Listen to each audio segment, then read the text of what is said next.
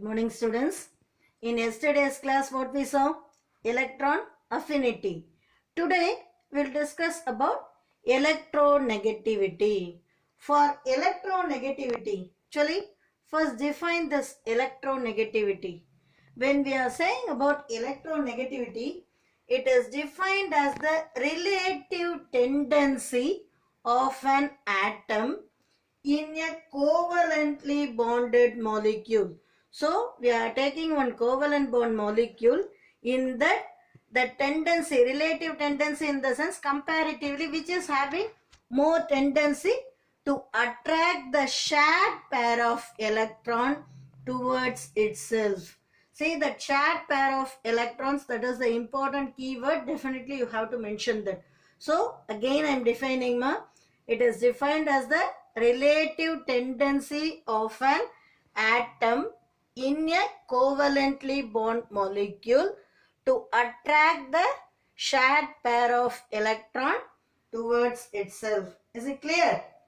So many scales it is available to calculate the value of electronegativity.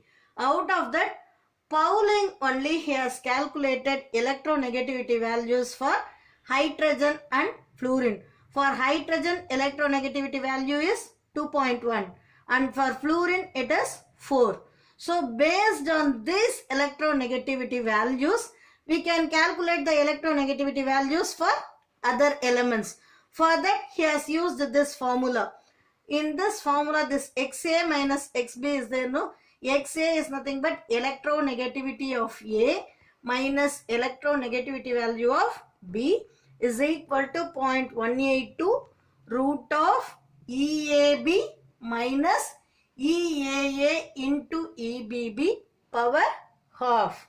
This EAA, EAB means bond dissociation energy of AB, bond dissociation energy of AA, bond dissociation energy of BB.